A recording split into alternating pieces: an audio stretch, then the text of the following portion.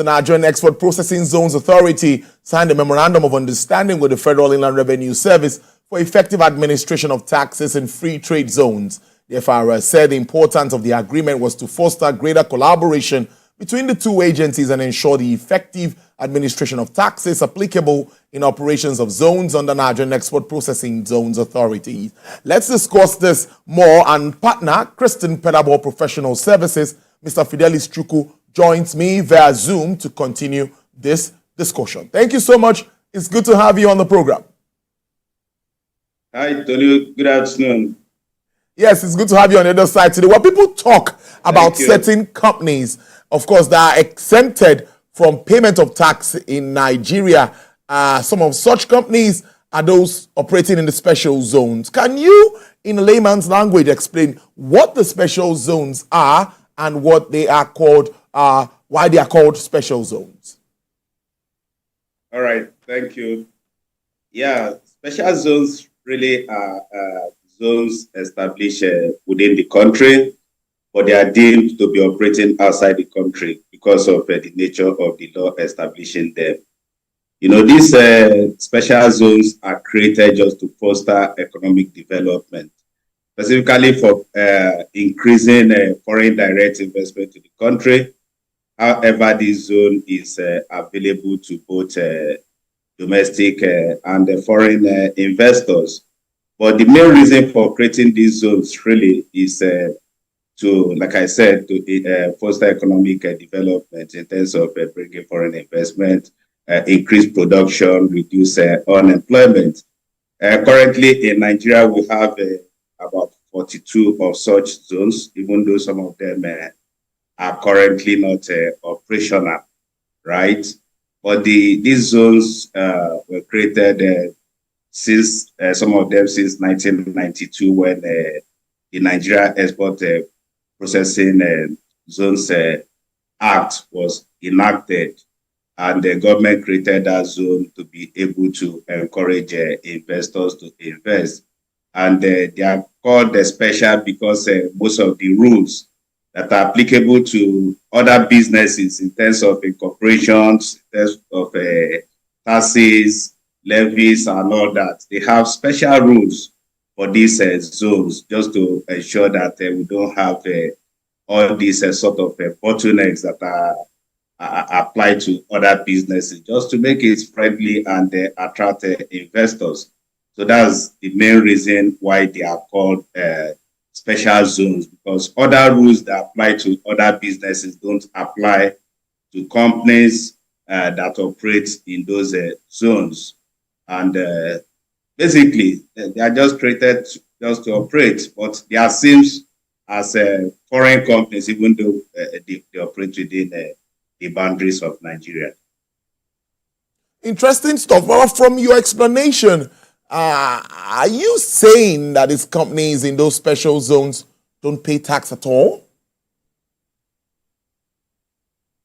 Yeah, the law establishing this zone, which is the NEPZA, the Nigeria Export Processing Zone Act, actually exempts companies operating in that zone from payment of taxes, levies, and any other form of duties or rates within Nigeria.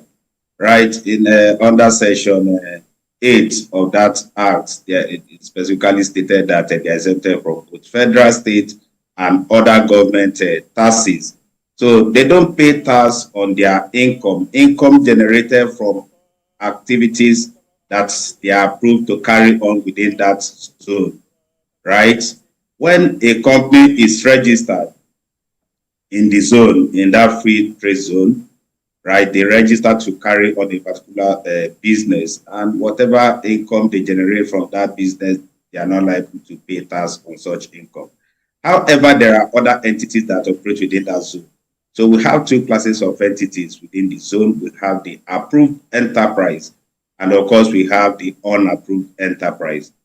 The approved enterprise are those that they got the required licenses and the approvals to operate within the zone. For those specific types of companies, whatever income they generate within that zone, they are not expected to pay tax on it, including custom duties, value-added tax, and whatever. They are totally exempted.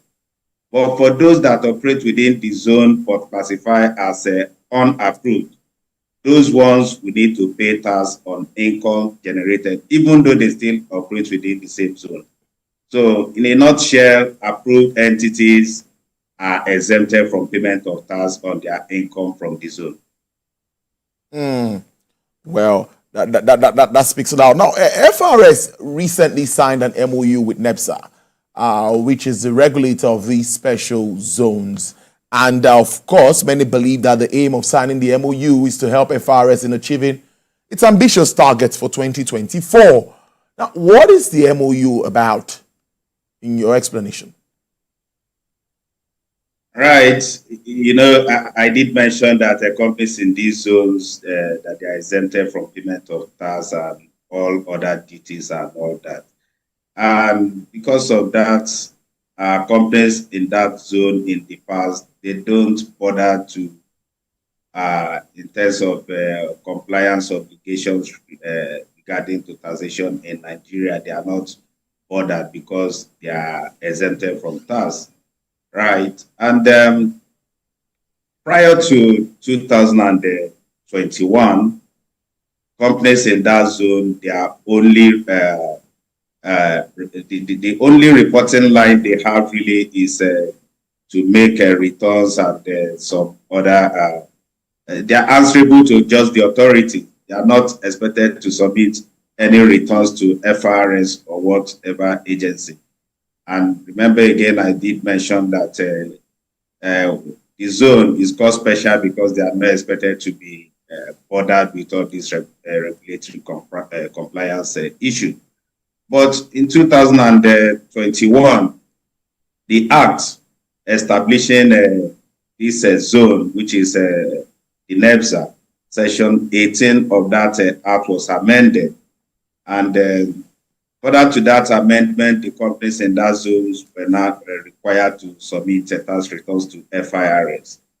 But since that 2021, nothing or much has been done regarding the compliance by these entities. And the reason being that, if I don't have tax to pay, and because of the nature of the area they operate, why should I file returns? And again, who do I submit the returns to and all that? So that's been issue between FIRS and the authority, again, and the companies operating within that zone.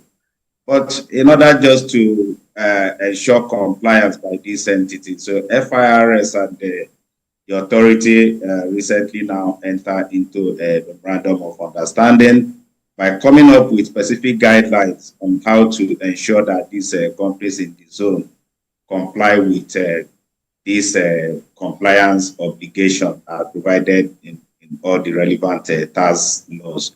Not that they will pay tax, of course, they are still exempted from payment of tax, but they are only required to just submit their tax returns, submit their financial statements, and all that. And of course, these information are required for national data, right?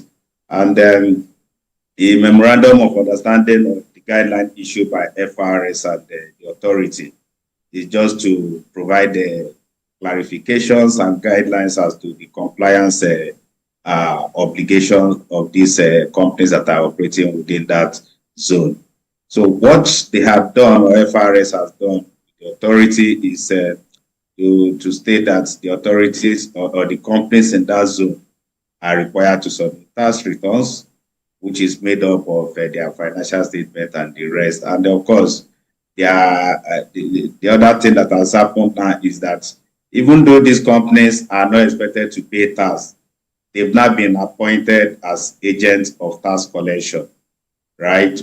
And considering that these companies will be dealing with both unapproved entities within the zone, as well as companies that are operating in the custom territories and even non-resident companies.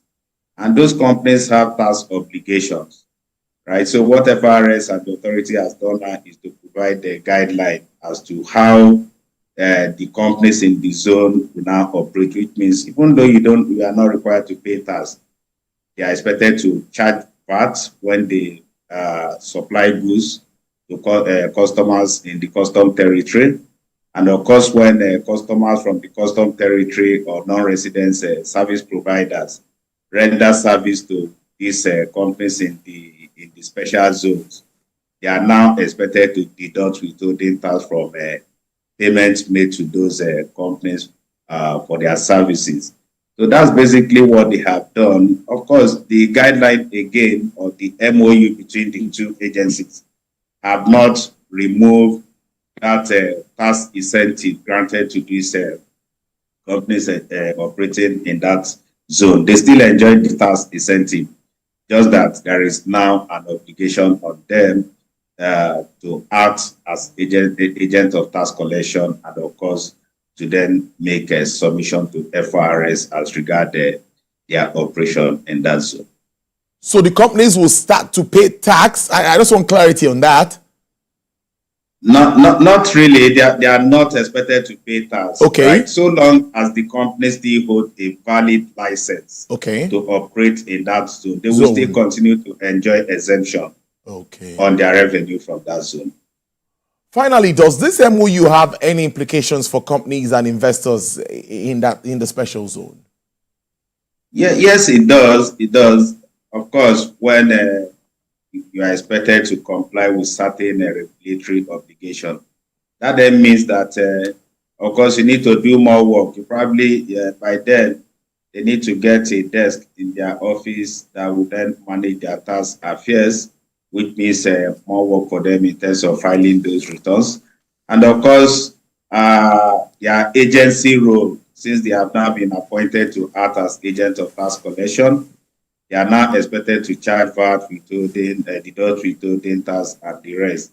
And for investors, really, because before now, because these companies are exempted from payment of tax, they don't bother, nobody cares about when they make distribution. And let me just state that the law that established those zones really only exempts the company and not the people that are rendering services to them or the investors, right? And of course, when they make profit, they will make distributions. And when people supply goods or services, they will also be implemented them. So what this guideline has done now is, number one, there is clarity in terms of state that exemption from tax.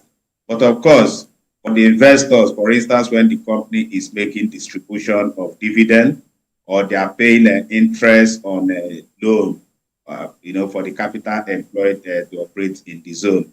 And of course, for service providers, they will now suffer tax on those incomes. Because before now, the companies in the zone, they've not been deducting withholding tax from payments to those entities. But going forward now, they are expected to begin to deduct withholding tax. And in general, really, this guideline and this MOU between the agency, if well implemented, really is expected to increase the tax revenue and, of course, bring more people to the tax net. Because people that, for instance, non-resident companies that have been rendering services to companies within that zone before now, some of them, they don't pay any tax on those income. But going forward now with this guideline, since the companies we start deducting and withholding tax from them. So the tax revenue is expected to increase. And of course, it also means that we'll be able to have a more accurate data in terms of tax information regarding how much waiver are you actually granting in terms of tax, because whatever income that those people in the zone are generating, they are not paying any tax on it. And of course, for national statistics, they are supposed to be available information on some of those things, which FIRS would now begin to collate those information. So it has implication really for both, especially for the investors and service providers in the zone. I'm excited that will help FIRS generate some more funds. Let's see how all of this plays out. And thank you so much for educating us on this development. The clarity really makes more sense about this agreement. I've been talking to partner Creston Pedabo Professional Services, Mr. Fidelis Chuku. Thank you so much and have a great weekend. Thank you, Tolu. Thank you. Nice day.